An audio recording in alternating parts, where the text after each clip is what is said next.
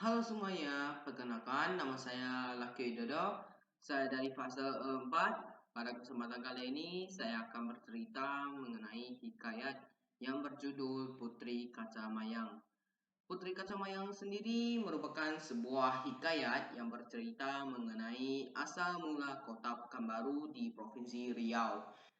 Dikisahkan pada zaman dahulu kala di tepi Sungai Siak berdirilah sebuah kerajaan yang bernama Kerajaan Gasib. Kerajaan Gasib memiliki seorang panglima yang sangat disegani yang bernama Panglima Gimpang. Selain itu, Kerajaan Gasib memiliki seorang putri yang kecantikannya sudah masyhur sampai ke berbagai negeri. Ia bernama Putri Kaca Mayang. Meskipun demikian, tak ada seorang raja pun yang berani meminang Putri Kaca Mayang tersebut, karena mereka merasa segan meminang sang putri akibat Raja Gasib yang terkenal mempunyai Panglima Gimpan yang sangat gagah dan berani. Hingga pada suatu saat, seorang raja yang berasal dari Aceh memberanikan dirinya meminang Putri Kaca Mayang. Ia mengutus dua orang panglimanya untuk menyampaikan maksud pinangannya kepada Raja Gasib. Sesampainya di hadapan Raja Gasib, kedua panglima itu kemudian menyampaikan maksud dari tujuan kedatangan mereka. Namun, pinangan dari Raja Aceh tersebut ditolak secara mentah-mentah oleh sang Raja Gasib, dikarenakan sang putri yang belum siap untuk menikah. Mendengar jawaban itu, kedua utusan tersebut bergegas kembali ke Aceh dengan perasaan yang sangat kesal dan kecewa. Di hadapan Raja Aceh, kedua utusan tersebut melaporkan tentang penolakan Raja Gasib. Raja Aceh sangat kecewa dan merasa terhina mendengar laporan itu. Ia sangat marah dan berniat untuk menyerang Kerajaan Gasib.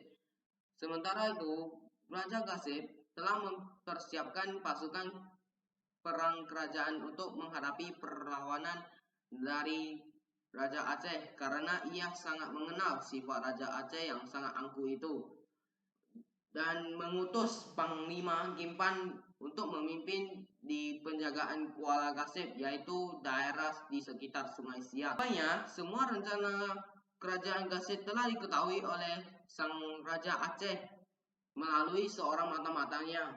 Dikarenakan jalan utama telah dihadang oleh Panglima Gimpan, Raja Aceh tak menyerah. Ia berusaha mencari penduduk Kerajaan Gasib yang berkeliaran sebagai penunjuk jalan menuju Kerajaan Gasib. Setelah berhasil menawan salah satu kerajaan Gasib, penduduk Kerajaan Gasib, Raja Aceh pun memintanya untuk memandu jalan lain untuk menuju Kerajaan Gasib. Berkat petunjuk pemuda itu, maka sampailah prajurit Aceh di negeri Gasib tanpa sepengetahuan Panglima Gimpan dan anak buahnya. Pada saat prajurit Aceh memasuki negeri Gasib, mereka mulai menyerang penduduk sekitar. Raja Gasib yang sedang bercengkrama dengan keluarganya tidak mengetahui jika Raja Aceh telah datang dan menyusup ke dalam kerajaan Gasib dan memporak-porandakan seluruh isi kerajaan. Setelah sekian lama, akhirnya Raja Gasib sadar akan kehadiran Raja Aceh yang telah memporak-porandakan seluruh isi kerajaan. Dalam sekejap, istana berhasil dikuasai oleh prajurit Aceh. Raja Gasib pun tidak bisa berbuat apa-apa. Ia hanya bisa menyaksikan para pengawalnya tewas satu persatu dibantai oleh Raja Aceh. Kemudian Putri Kaca Mayang pun berhasil dibawa kabur. Ia melompat ke punggung gajah yang besar itu. Dengan kesaktian dan keberaniannya, ia berhasil menjinakkan kedua gajah tersebut hingga memasuki area istana dan menyerahkannya kepada Raja Aceh. Raja Aceh sangat terkejut dan takjub melihat keberanian dan kesaktian yang dimiliki oleh Panglima Gimpan yang telah berhasil menjinakkan gajah yang telah dipersiapkan untuk membunuhnya.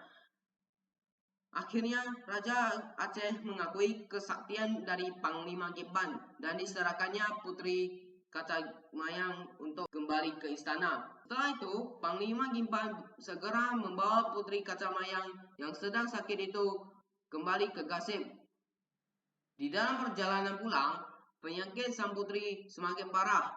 Sampainya di Sungai Kuantan, Putri Kacamayang meminta kepada Panglima Gimpan untuk berhenti sejenak. Namun di sela perhentian, sang putri menghembuskan nafas terakhirnya. Panglima sangat merasa sedih dan kecewa karena tidak berhasil membawa sang putri kembali ke istana dalam keadaan hidup. Sesampainya di istana Gasib, kedatangan Panglima Gimpan yang membawa jenazah sang putri disambut oleh keluarga istana dengan perasaan sedih. Seluruh istana dan penduduk negeri Gasib ikut berkabung. Tanpa menunggu lama-lama, jenazah Putri Kacamayang segera dimakamkan di Gasib.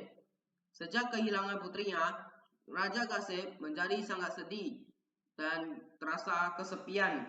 Semakin hari, kesedihan Raja Gasib semakin dalam. Untuk menghilangkan bayangan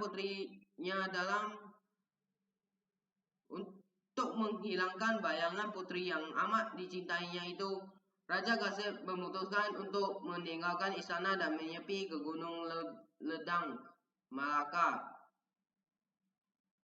Untuk sementara waktu, pemerintahan Kerajaan Gasib dipegang oleh Panglima Gimpan.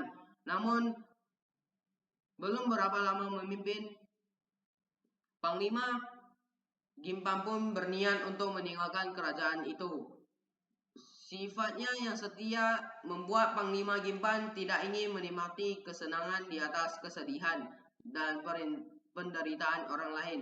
Ia pun tidak mau mengambil harta warisan milik orang lain walaupun kesempatan itu ada di depannya. Akhirnya, atas kehendaknya sendiri, Panglima Gimpan berangkat meninggalkan kerajaan Gasib dan membuat sebuah perkampungan baru yang dinamakan Pekanbaru. Hingga kini nama itu dipakai untuk menyebut nama ibu kota di Provinsi Riau, yaitu Kota Pekanbaru. Sementara itu, makam Panglima Gimpan masih dapat kita saksikan di hulu Sahil sekitar 20 km dari Kota Pekanbaru. Sekian cerita hikayat dari saya. Sampai jumpa di video berikutnya.